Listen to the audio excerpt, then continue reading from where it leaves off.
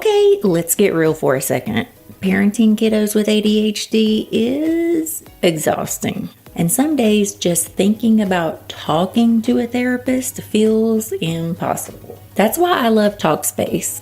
Here's the game changer. You can text or chat with a licensed therapist whenever you need. No waiting rooms, no awkward, hi. No forcing yourself to talk out loud when your nervous system is already shot. Just real support on your time in your space. If you're shy, anxious, overstimulated, or just flat out done speaking, this is life-changing. You type, they respond, and suddenly support is literally in your pocket. And the practical mom part? Talkspace accepts most insurance. The average copay is around $15, and a lot of insured members pay $0. No insurance? Still covered. You can get $80 off your first month with promo code SPACE80 when you go to Talkspace.com. So if you've been thinking, I need help, but I can't even, this is your sign. Match with a licensed therapist today at Talkspace.com and save $80 with code SPACE80. Less guilt, more support. That's the energy we're bringing into 2026. Parenting neurodivergent kiddos feels like trying to build IKEA furniture blindfolded sometimes. You know there's a manual, but it's all in Swedish. That's exactly why I want to spotlight Insight Family Market. They aren't another generic store. They're a curated marketplace built by someone who's literally been in the trenches as an educator and parent, selecting tools that actually make daily life more manageable for real families. From sensory-friendly clothing and adaptive tools to educational supports and wellness essentials, everything is chosen with a family-first mindset. No clinical jargon, no guessing what might help. What I love is that it's not about selling you a quick hack. It's about offering thoughtful, quality products that help create more calm, more confidence, and more actual functioning in chaos. Whether that's at mealtime, bedtime, homework, or quiet moments between the noise. If you are exhausted from chasing solutions and just want a place where the gear feels like it was picked by someone who gets it, Insight Family Market might be that stop on your journey. Welcome back, Chaos Fam. Today's episode is for the parents who are tired of being told to just be patient, try harder, or let's just wait and see. For the ones who know something deeper is going on with their kid, but don't want another sticker chart, another lecture, or another plan that only works on paper. I'm joined by Dr. Amber Brooks, and she is the kind of expert ADHD parents have been begging for. Dr. Brooks works at the intersection of brain science, functional neurology, and real-life parenting. She helps families move beyond surface-level fixes and look at what's actually driving their child's ADHD symptoms. Things like regulation, nervous system health, and how the brain is really functioning day to day. What I love about her approach is that it's not about doing more. It's about understanding better. It's about creating less chaos, not just managing it. In this conversation, we talk about why so many parents hesitate to start treatment, what a more natural or integrative path can look like, and how to know when it's time to bring in additional support without shame, fear, or extremes. If you are a parent who wants calmer days, fewer power struggles, and a plan that actually represents your child's brain, this episode is for you, my friend. Let's welcome Dr. Amber Brooks to the mic.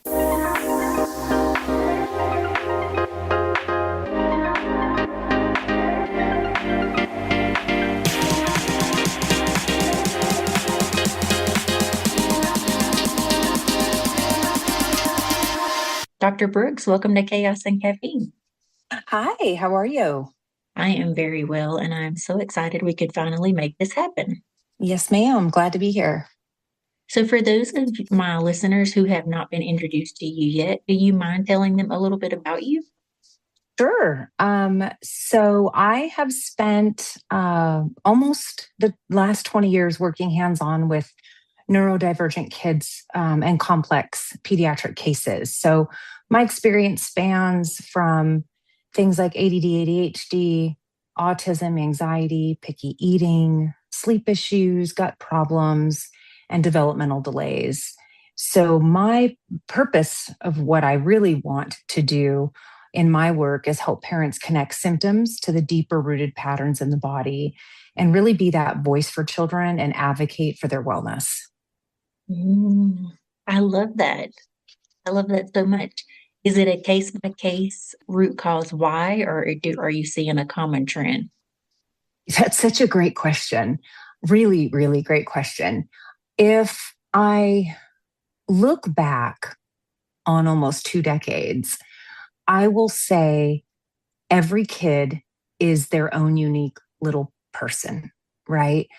But there are definitely common threads that run. And the maybe how extreme that, let's talk about behavior, right? Or let's talk about picky eating, or let's talk about, being up all night and all day long, those kinds of things. So I think where they sit on the scale, right, of severity is different, but a lot of them have the same underlying things going on. It's just parents are never taught that those things are actually what we should be focusing on. But of course, we in our society teach you as parents, will focus on the symptom that bothers you the most, right? And then we'll try to minimize that symptom as much as possible instead of getting down to, well, what's really the foundational problem here, right? So a little bit commonality for sure. I could talk to a room of 100 parents and all 100 of them would definitely nod their head yes within that 30 minutes, right? Some obviously more than others, depending on the exact topic. Yeah. So this year episode will be a part of our New Year Less Chaos campaign. And one of the reasons I really wanted you on is because, even myself included, no judgment, I feel like we get to the point where we know we need something different, and then parents get hesitant. Sure. I often hear parents immediately, like, you're like, well, do you think it's ADHD? And they're like, I don't want to medicate my kid. But Sure. There's so much more that we can do before that. So Yeah. if you don't mind, today I would kind of like to dive into all those other things that we can look into so that jump is not so scary. Yeah, sure. I want to first say, because I think, those of us that are in that functional medicine realm get a bit of a bad rap in that, being anti-medication. I'm not anti-medication. I believe medication can help some children immensely. I mean, I have a master's in nursing. So, I understand the point. However, my priority is helping families understand the why behind the behaviors before deciding on a path, right? That path could be a little bit of what we'll talk about. That path could be, well, let me try medication. It's all over the map. I have parents coming saying, we did all the things, and nothing still worked, right? I think parents need to have context so they're more confident in whatever treatment that they choose. So for me, I would say behavior is the number one reason why parents finally pick up the phone or email me, right? And that has gone across the board, no matter the diagnoses. I think all parents, all of us, we can take a lot, right? And it's until there's some breaking point that we're like, okay, we've done all the things and none of the things are working and I'm giving up, but I know maybe someone can tell me what to do. So it is the driver. It's definitely the driver that parents kind of fall off the cliff, if you will, and for good reason, honestly. So for me, I would say foundationally looking at journaling. And part of this is so you, as the parent, can see what's really happening. Because let's face it, we're getting up in the morning, we're busy, we're exhausted.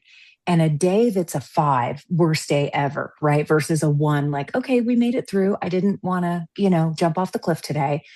Those days of 5 almost run into each other, right? Because even if we have a 1 day in there, we're so mentally and emotionally exhausted from those 5s that like we can't see through the trees. We can't.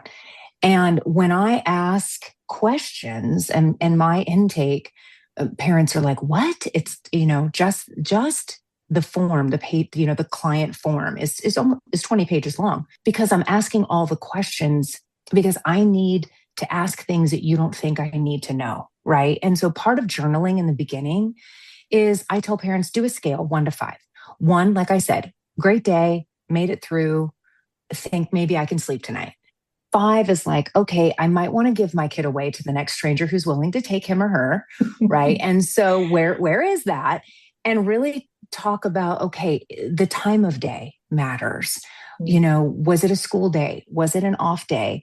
Did he or she spend after school with someone else?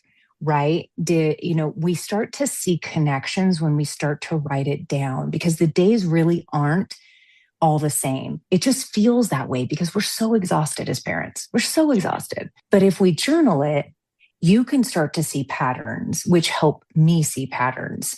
I'm going to see the patterns because I'm asking everything underneath the sun, right? And, I have amazing intuition. So as I'm getting to know you, I'm just sort of letting my intuition steer the conversation. But you need to notice these patterns for where you're starting. But more importantly, when things start changing and becoming better, you can also recognize that and say, oh my gosh, I'm going to take a moment to give myself a high five because I'm so awesome, right? Because parents have a lot of heavy lifting. It is the hardest job you will ever do, ever, ever, ever, right? And so I like for you to know where you start. And I put that in perspective for all my parents because I need you to also recognize when you're doing such a great job and the little wins matter, right? The little wins go from a day that's a 5 to a day that's a 1. So I want you to really, really be in it and know what's happening day to day so that we start to notice the little changes. Because I think when you're talking about, hey, it's hard for parents to say, I know I need to change, but oh gosh, another change or another, what are they going to ask me to do? Is it going to be hard? Is it going to make it worse? Right. Yeah. This is anxiety. This is anxiety on the forefront. And which doesn't help a kid with ADHD, right? If I've got parents that are anxious, the kids are driving based on our behaviors and our energy, right? How we're chaotic. They're more chaotic. So I tell parents, my job first and foremost is to reduce your anxiety, answer your questions, and get you kind of back to some level of calmness, right? I can't make all of your experiences go away, but I can certainly put you at ease with, okay, I hear what's going on. I see what's going on. This might be where we need to go. Here's what we're going to do to get there.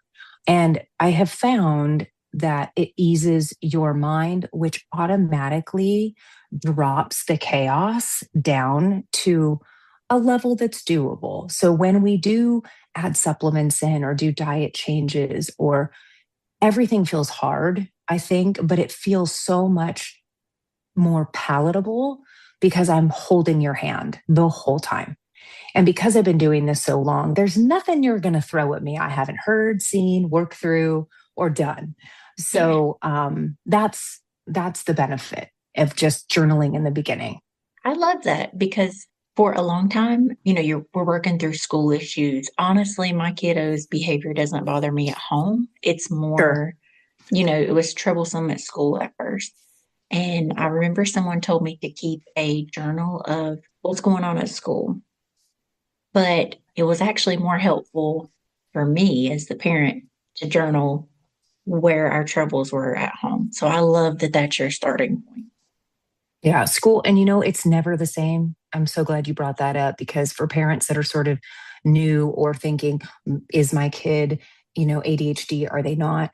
Truly, they're never the same in both places. You're either like, look, my kid's fine at home. And really, again, you're accommodating what's happening, or right? Your mom and dad, you guys know what to do. But there are a lot of problems at school. And diving into how they're handling behavior and what they're doing. I always tell parents, look, you are the all-knowing, right? You know how to handle them. So take the time to teach your teachers how to handle them. We assume, hey, you went to school, you know what you're doing. But with the class ratios these days and their lack of getting out and getting exercise and having recess, Yeah. geez, the kids are crawling out of their skin. Yeah. And I mean, it's just the luck of the draw. This year in fifth grade and in third grade, my kiddo had a teacher who was pregnant. So Mm, not only are we adjusting to like her hormones and she's tired and exhausted and all those sure. things, but then midway through the very important year that we're supposed to have before middle school, we're going to be with a substitute because she's going on maternity leave. And I'm like, oh, Yeah. And changes suck. yeah, Changes suck for the kids, right? I mean, more so than us, they rock their world. And there's a lot of things going on at school that we don't know about. And so when they have a really bad day, or I have parents that are like, I had to go pick them up, they lost it. And I'm like, okay, look, this isn't just a focus issue or a behavioral issue. This is a much bigger conversation about what was happening leading up to that quote flip out. Kids don't just lose it.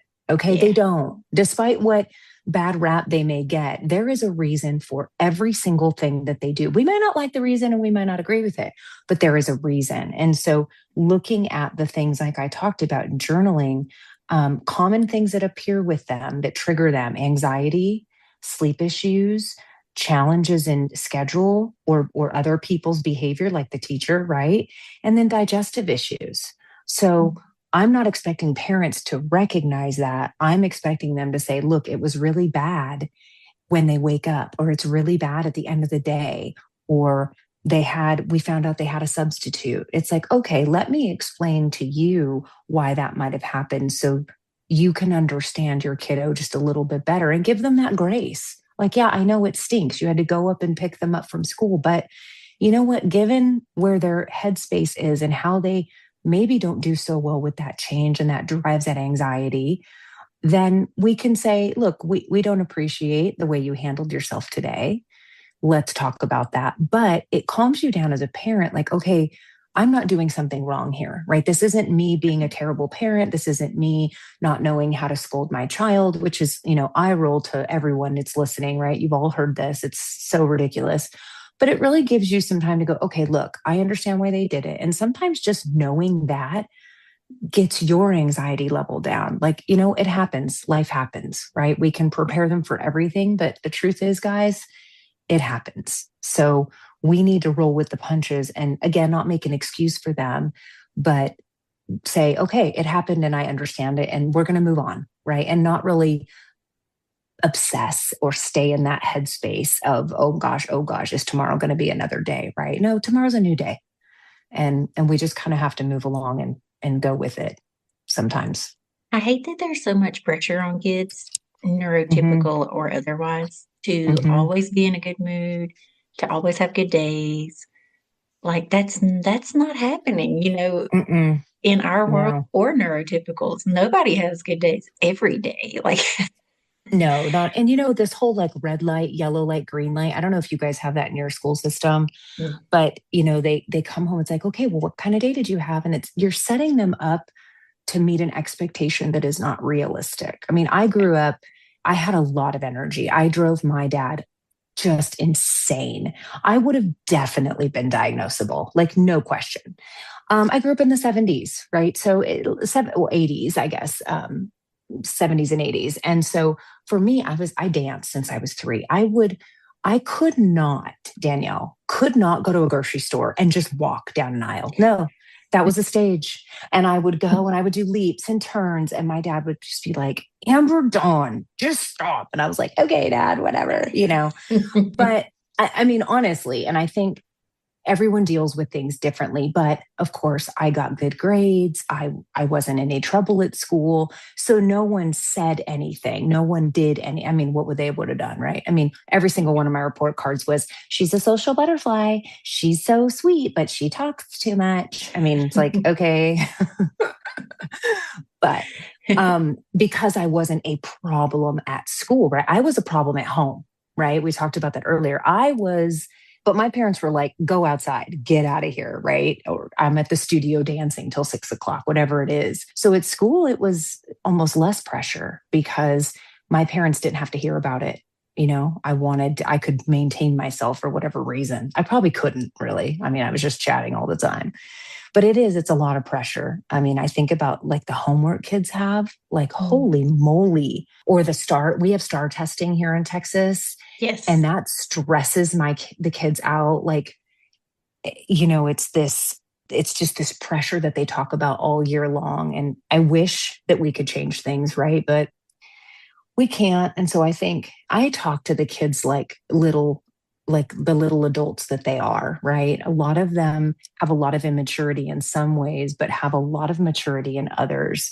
And so I always talk to the kids and tell them, look, it stinks. I had to do it too. Whatever the topic is, let's talk about what makes you nervous, and then describing what nervous means, right, to a kid. And sometimes it's just, would you feel better if? And it's talking to the kids about, tell me what would make you feel better.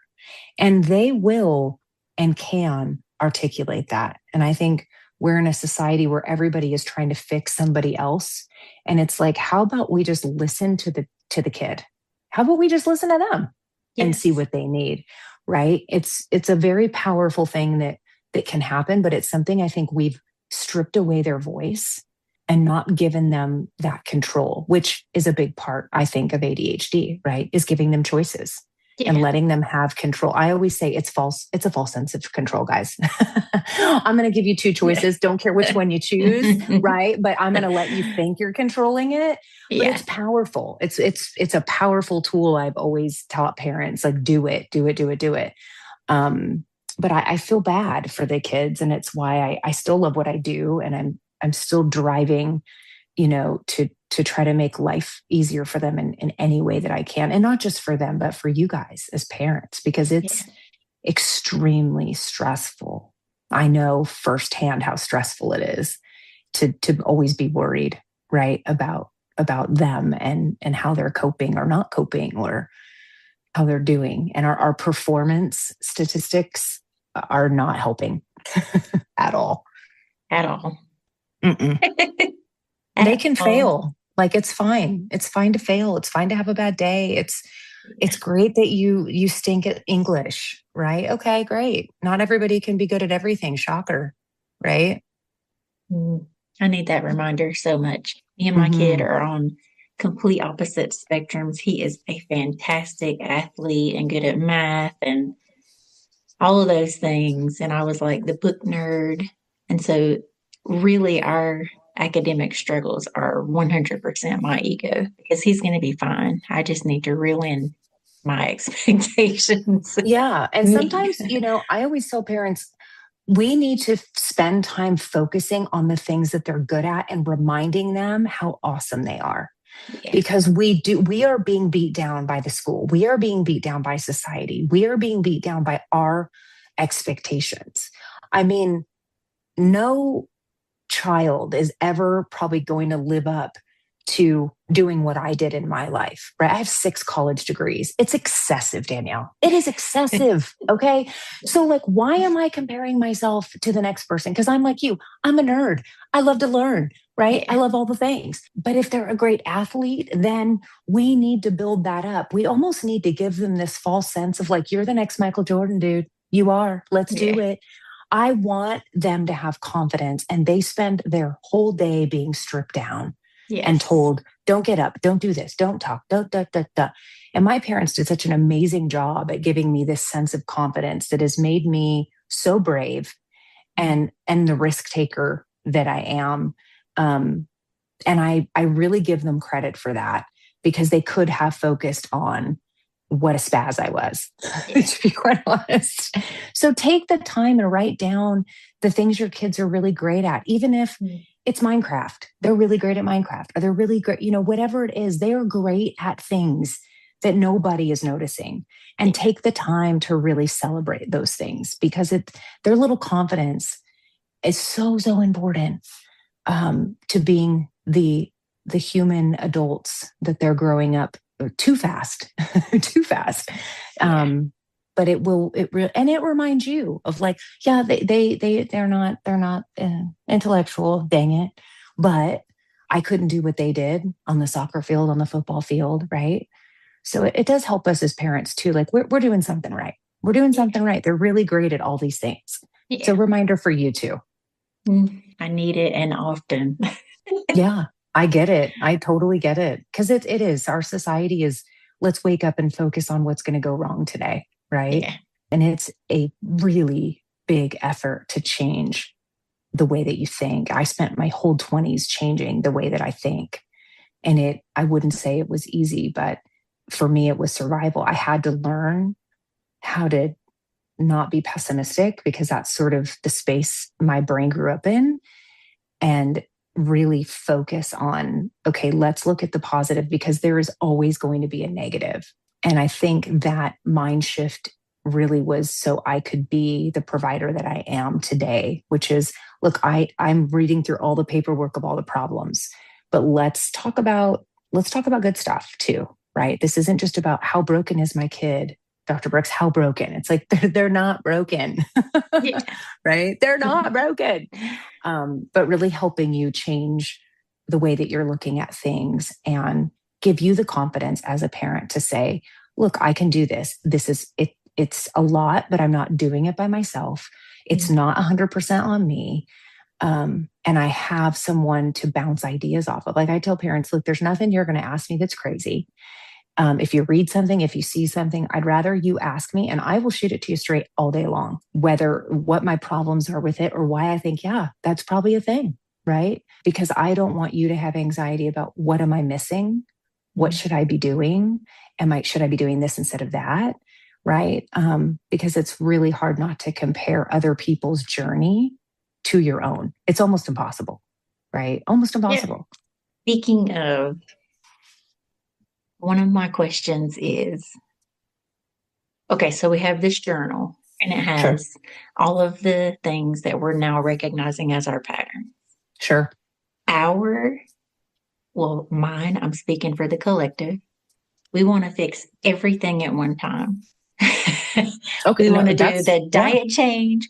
We want to do the change of the sleep. We want to do everything. Is there one thing that we should focus on first or at a time, or is that depending on what's in this journal? Well, I love that you asked this question because it's brilliant. And I have such great news. So the truth is that every single thing you see as a symptom and or struggle are all connected. So you don't have to pick. You don't have to say, I want to focus on sleep. I want to focus on the meltdown. I want to focus on just sitting at the table and doing homework for 10 minutes, right? Because my philosophy has always been attack the foundation first and build up from there. And it always works. It does not fail me. Your kids' bodies do not fail us. They just don't. So I think diet changes are super important because the food is such a big pot stirrer, right? And my parents say, oh gosh, am I going to have to, oh gosh, then the meltdowns are going to be about food and the da da da da da. And maybe you've done it before. Maybe you'll tell me it doesn't work. And I will tell you, look, I just want you to do this my way, right? And my way is the way your kid needs it to be. And I'm not going to say take all these things out. I'm going to say let's replace it with, right? Because the kids aren't just going to start eating the Mediterranean diet, right? I mean, that's ridiculous. Okay. I am such a realist, Danielle. I can't tell you how boots on the ground this girl is. Like, I get it. And I know it's not reasonable. So I'm a reasonable person.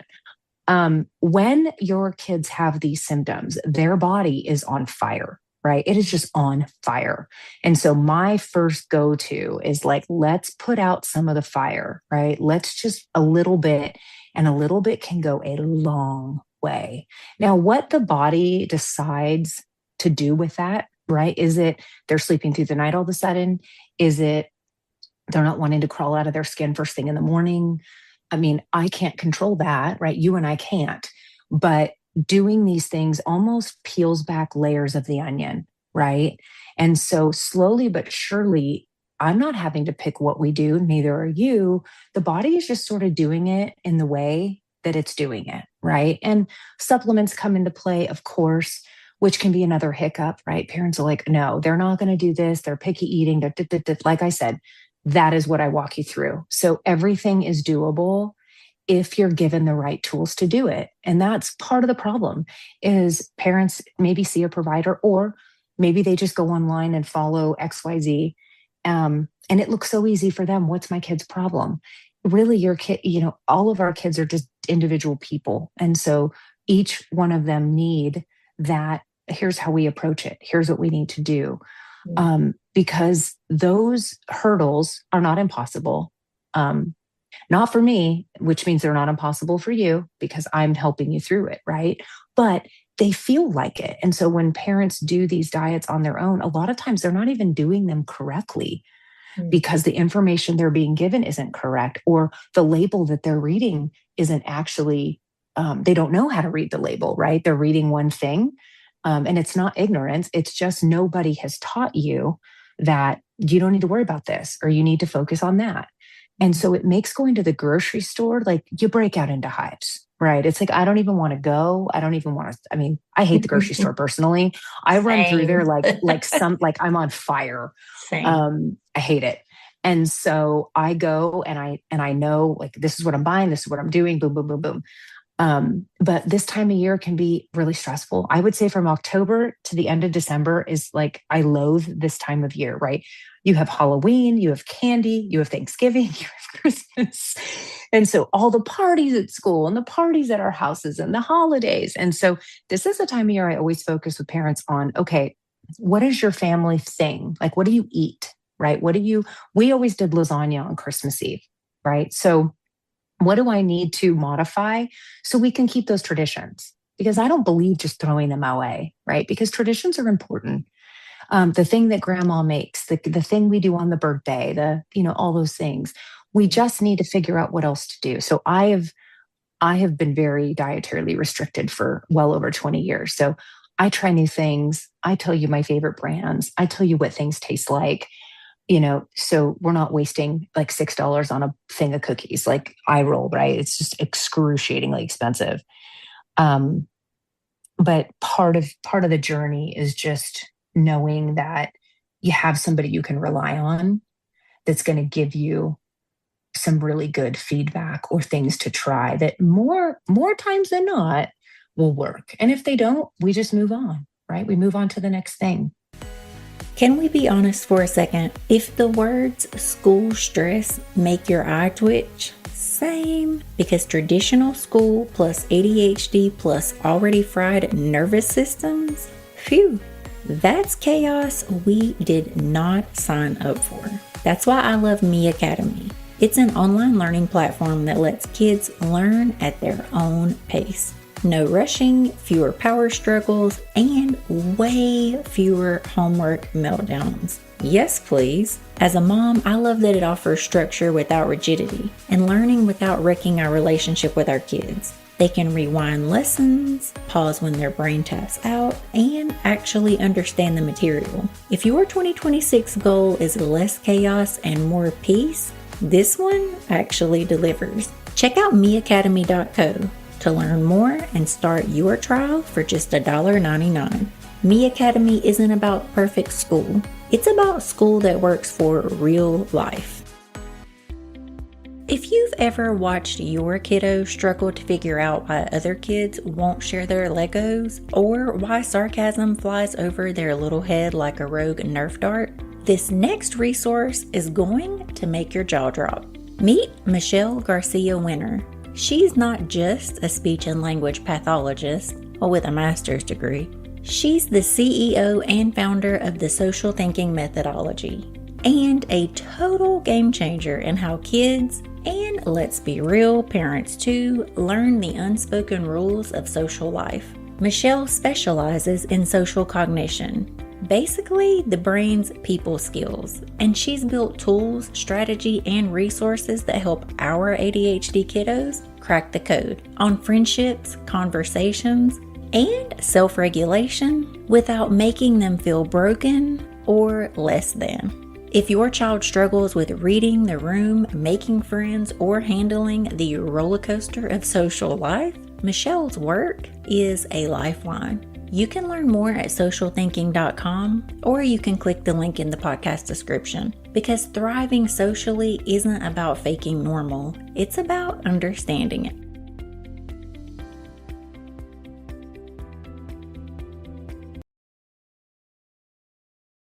Do you find that in your practice? I feel like ADHD parenting is trial and error. I really do.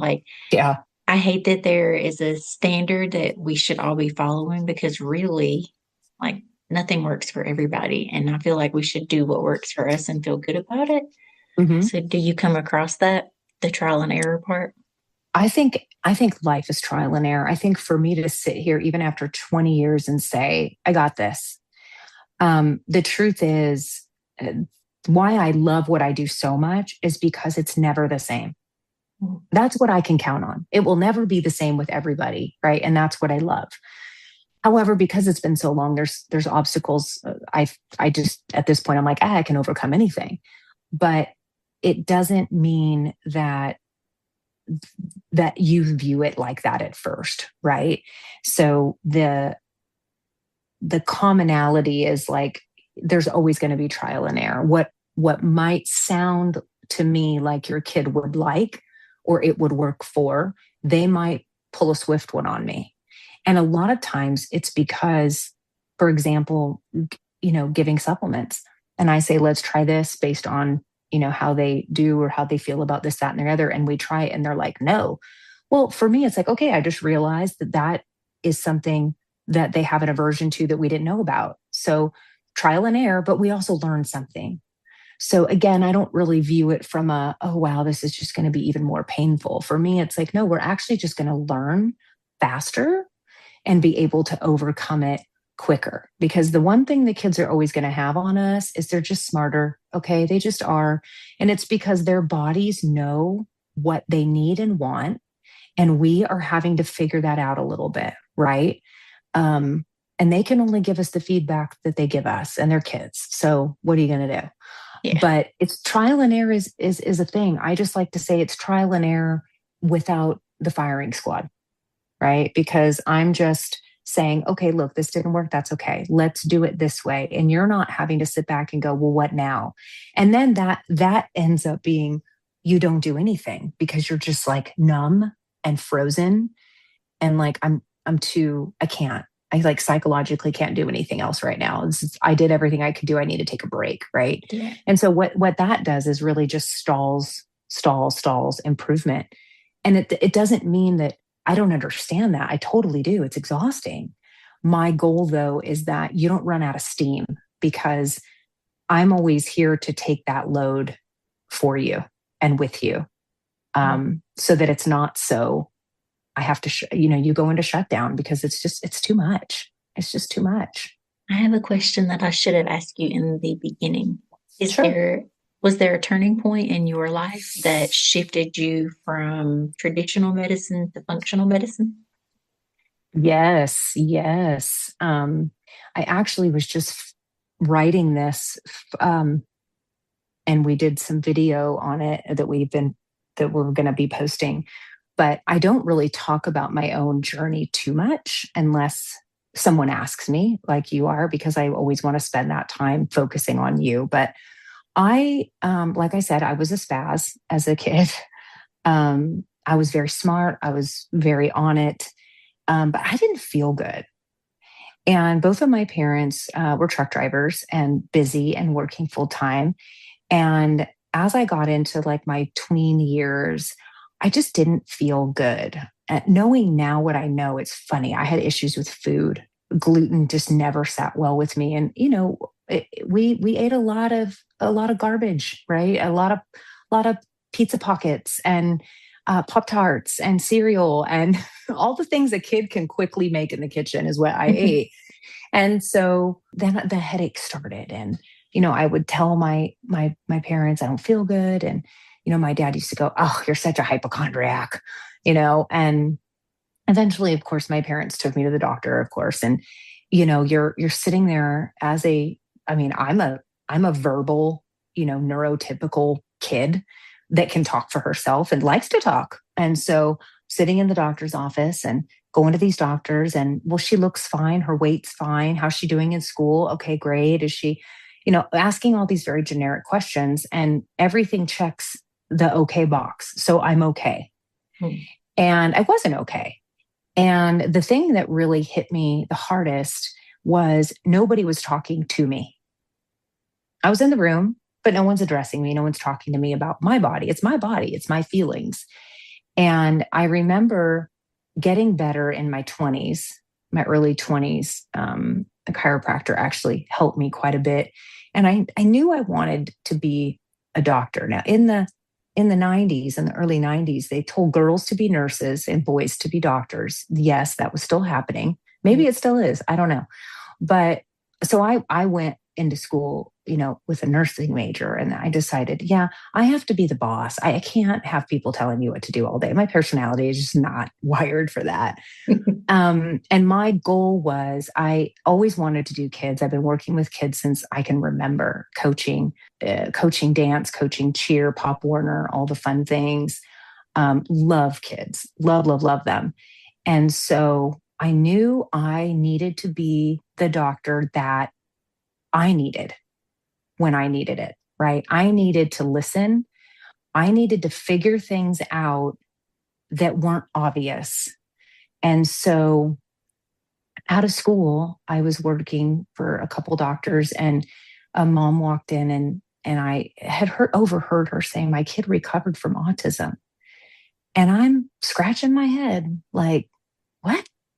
Right? In my ignorant mind. And one of the docs that owned the clinic said, you should really look into this.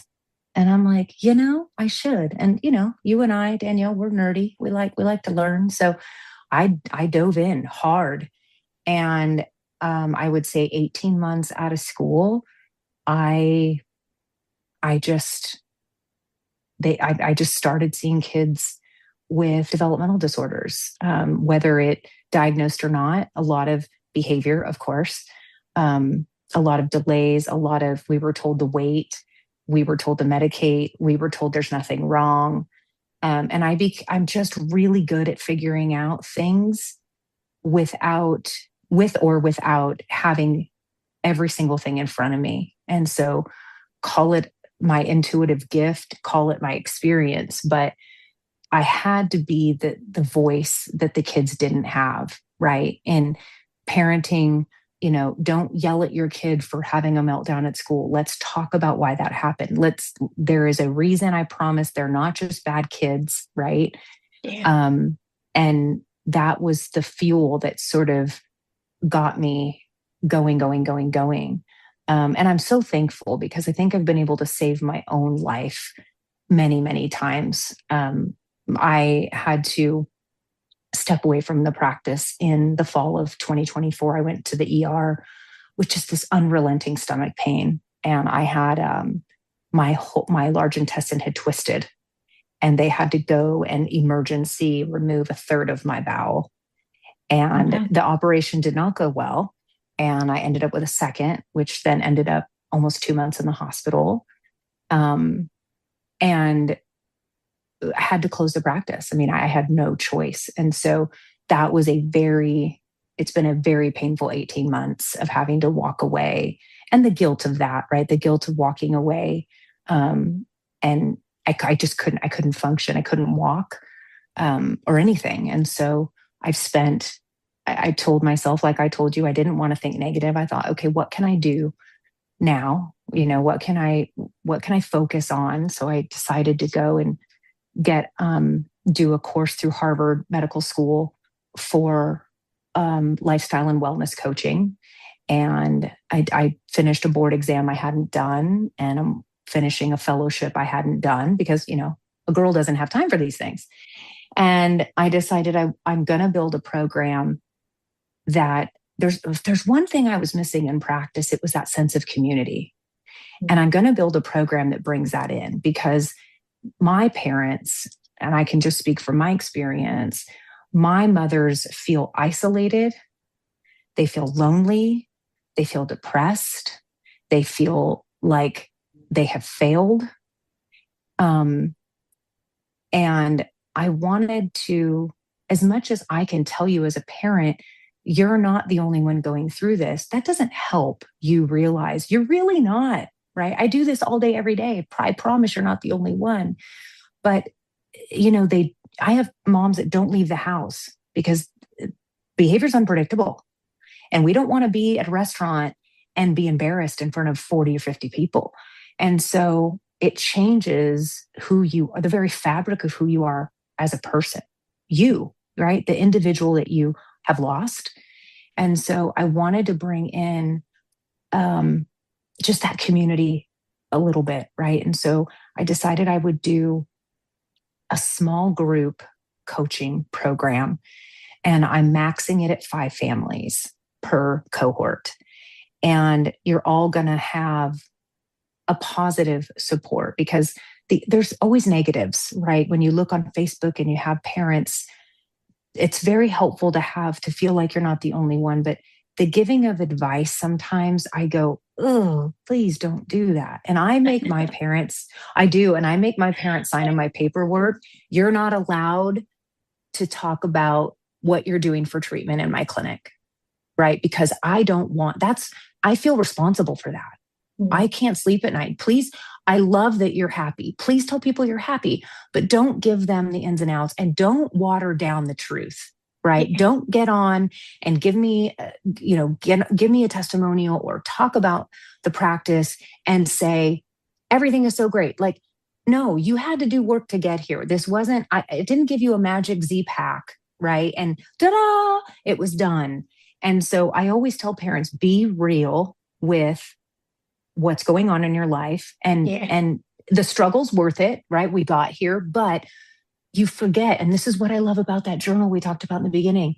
My parents get amnesia. I love you for it, but you get amnesia and you forget where you came from. And so you start going, oh my gosh, today was such a bad day. And I'm like, was it really, Danielle? Was it really? Because I remember what it was like 4 months ago. And I think you just got used to this really good kid, and now you're giving him a hard time. So give him a break, right? And so sometimes it's just to go remind yourself, oh my gosh, we have gone so far, and I'm so proud of myself, and I'm so proud of my kid, right? But that is really what's different about what I'm going to do now versus what I was doing. Same philosophy, all the same things. I didn't just lay in a hospital bed almost dying to then wake up and go, oh, you know what? I'm just going to change my perspective on life. Like, no, it's all still the same. I just thought, what could I do different that would serve you better? And I think this, and I can't tell you how many nights I have been up trying to figure out the logistics in my mind, because I have to get it right in my head, and I'm a perfectionist. So how does this work where it really serves you? And more importantly, where we're still getting really great results, because at the end of the day, right? That's what we're here for. And so I'm just excited. I'm like so close to launching. I was up, till really late last night working on sort of I'm going to be filming sort of a little webinar that the parents that apply to the program that are interested will then watch to learn a little bit more about what we're doing and how it works, and, the ins and outs, all the details, because I'm completely wide open and candid about everything. I want parents to go in eyes wide open, because I believe that helps reduce your anxiety. And I want you to be excited, not like you're stepping forward, but you're like, should I? Right. I want you to be like, I'm jumping. I can't wait. Let's go. So I think that comes with just like super full disclosure. I am very sorry that you had to have such a traumatic exit from your practice. Yeah, it wasn't ideal, but I think ultimately, this is going to be better for me too, right? I mean, I'm still in physical therapy twice a week, and I still feel like someone's always poking me with a needle. But if I didn't have the medical background that I have, right, in traditional medicine, in functional medicine, I could not have made it out of that hospital. There's no way. But, advocating for yourself, teaching you as parents, educating you so you can then advocate for your kid is one of the best gifts I could ever give you, is having that sense of control and knowing and confident, like, no, I'm asking questions, and I'm I'm going to find out this and I'm going to find out that, because I think we're afraid, right? If I speak up, if I say something, or when you do, if you're that person that's more like me and a little more boisterous, what if you say it wrong and then you don't really get what you want out of it, right? So this is a journey for sure, and learning about yourself and your whole family, really healing, right? Learning to heal your family is so vital to this process. I feel like I could end it right there, but I have one more question. Go ahead. Yeah, ask away. First, I want to let our listeners know we'll, of course, link your group coaching in the show notes so that people can connect further, but they'll probably have to get on a wait list because I'm sure it'll fill up fast. My last question is, having worked with our kiddos for so long, my kid is 10 now, so he is not a little bitty anymore.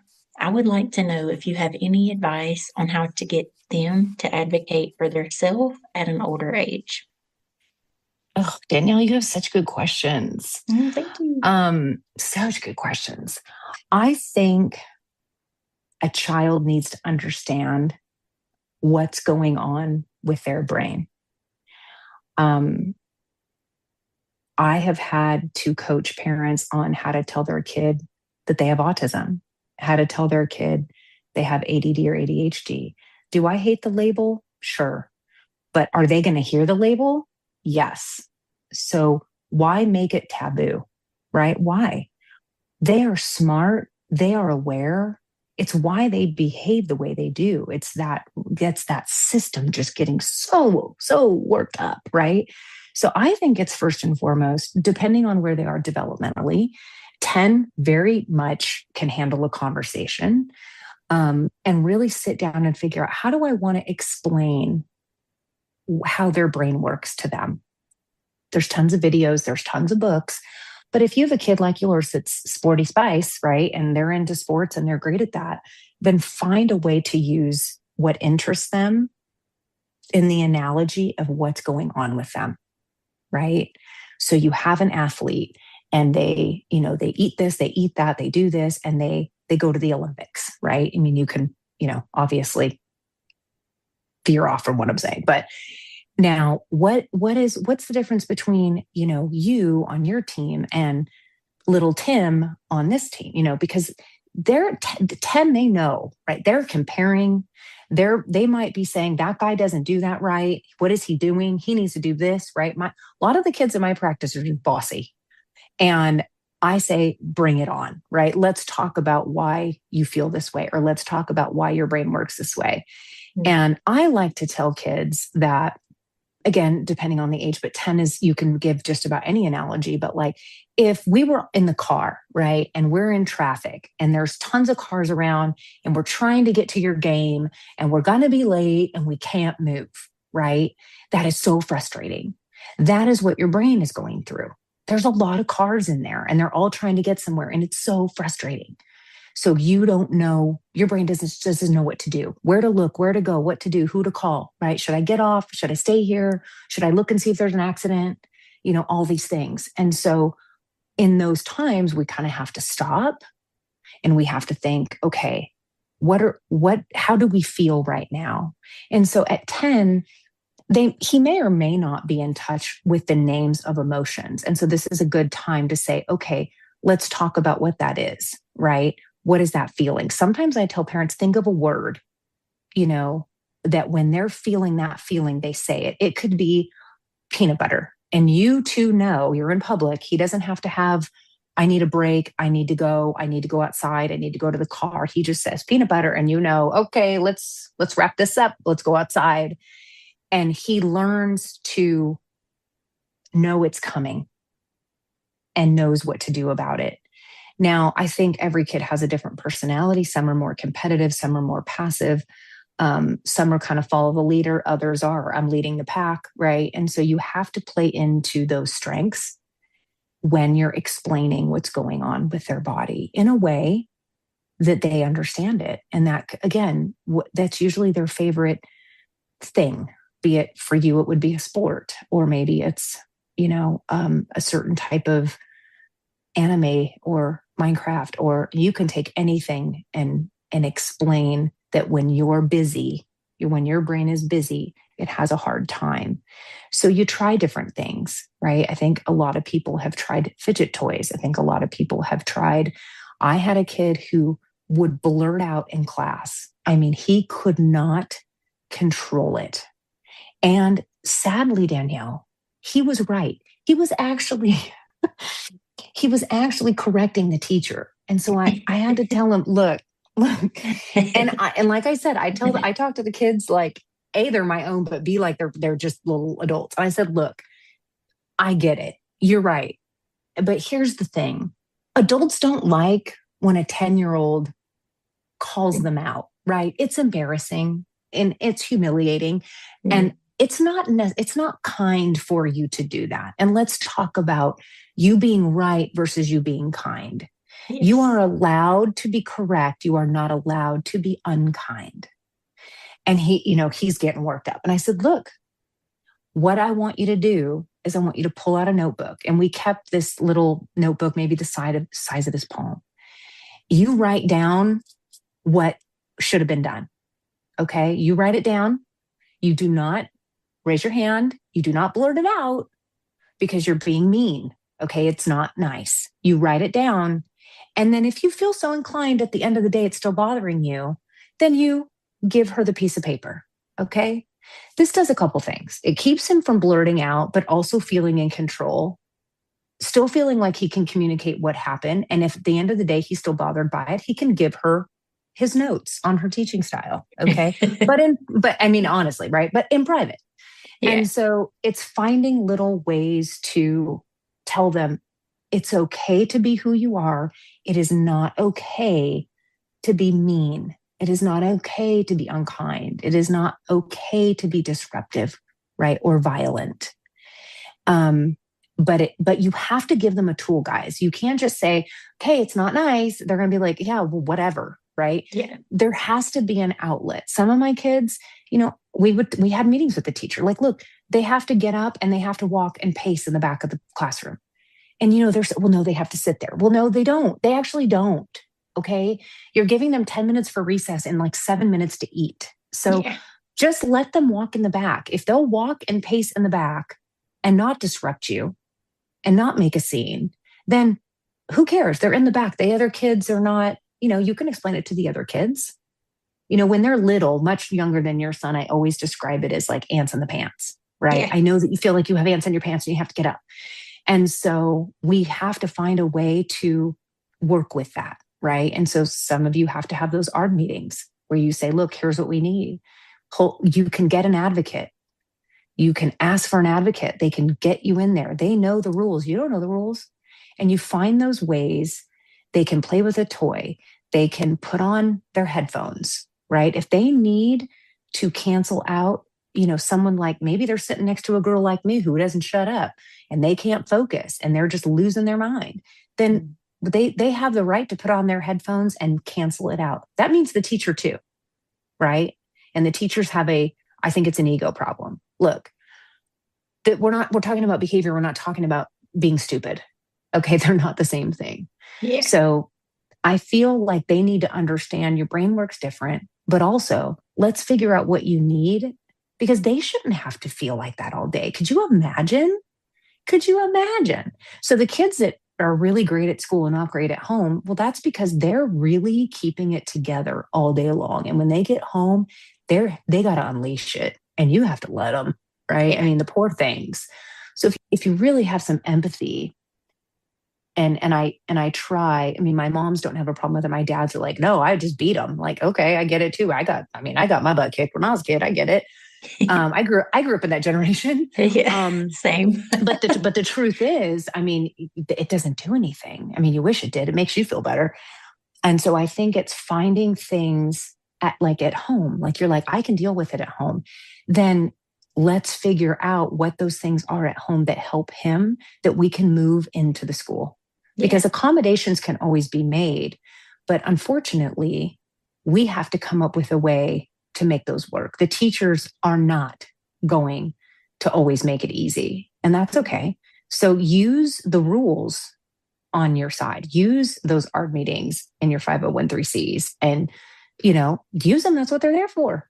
But I feel like empowering the kids to learn about their body and how it works, come up with a code word, come up with a way to explain it that makes sense. I think for you, probably sports related, and let them understand when I have that feeling, oh, that's the traffic you talked about, Mom. Yeah, all the cars are really busy right now.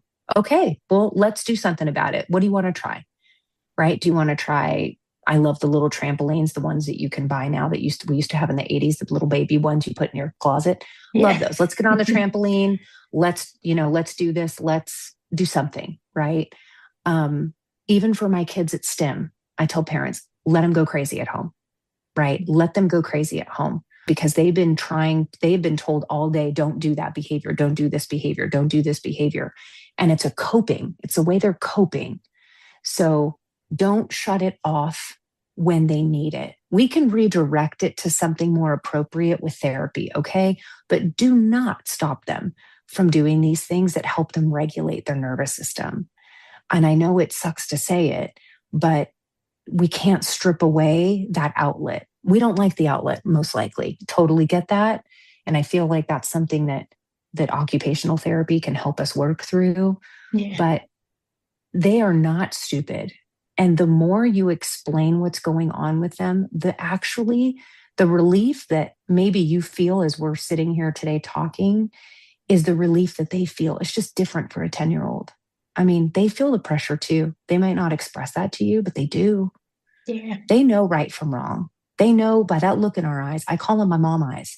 They know by that look in my eye, like, no, sir. I don't think so. Right. Yes. So I want you to talk to them and not be afraid. Don't be afraid. There's nothing to be afraid of. The more they know, the more they understand about themselves, the more open they are to exploring and trial and erroring, if you will, right? These things that we need to do to help them, because your mom, they know you're not going to do anything bad, right? So you're their safe space. So be that safe space. Oh, I've needed all of these reminders today. Thank you so much. You're so welcome. Dr. Brooks, so welcome. I would selfishly take up all of your time, but I know that you are very busy creating your new coaching community. Would you like to tell our listeners how they could connect with you further? Yeah, for sure. I'll leave a link. So the new practice name is Healing Roots Pediatrics.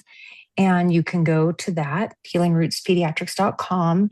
And we have a little bit of a landing page right now of just a little bit about the program. And if you're interested, you can fill out an application, which I'm only doing because I want to make sure that we're the right fit, right? And if we're not, I'll tell you what I think you should do or whatever. I just don't, like I said, I'm a straight shooter, so I don't like to waste anyone's time. And then from there, we'll get you, I'm going to just do groups of 5. I'll probably do 2 groups. I want to do 2 groups starting out. And I would love the parents. I'd love to offer a discount to you. In turn, I guess I do want something. I want you to give me feedback on things during the program because I want to, again, I'm an overachiever. So I want to make sure we're constantly improving things or giving you resources that you need. And if you need them, other parents need them. So you can also follow us at Healing Roots Kids on Instagram, Facebook, TikTok. And we're doing a lot of videos and a lot of explaining about the kind of the whys and the things specific to the program and things like that. So that's kind of how you can connect with me. Yeah. And of course, I'll again link that in the show notes so that people can find you. This has been amazing, Dr. Brooks. Thank you so much for your time today. You're so welcome. Thank you guys. And I wish you all the best. Okay. If there's one thing I hope you take away from today's conversation, it's this. You are not behind. You are not failing. And your child is not broken. What Dr. Brooks reminds us so powerfully is that ADHD isn't a behavior problem to be managed harder. It's a brain and nervous system asking for support. And there are multiple ways to answer that call. A natural or integrative path doesn't mean doing everything perfectly or avoiding help out of fear. It means slowing down, getting curious, and choosing support that actually fits your child and your family.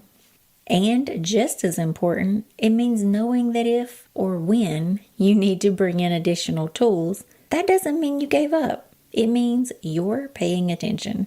As we move into this new year, less chaos season, my hope is that this episode gives you permission to stop chasing quick fixes and start building understanding. One step, one decision, one calmer moment at a time. You can learn more about Dr. Brooks and all of her work in our show notes.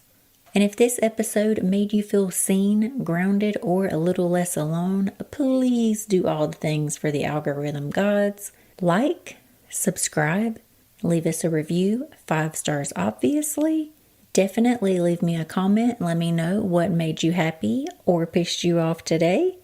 But so much more importantly, I need you to share it with another parent who's drowning quietly. You don't have to do this perfectly. You just have to keep showing up. That's it for this week on Chaos and Caffeine. I'm Danielle, and I'll see you next time. Emotional support latte in hand.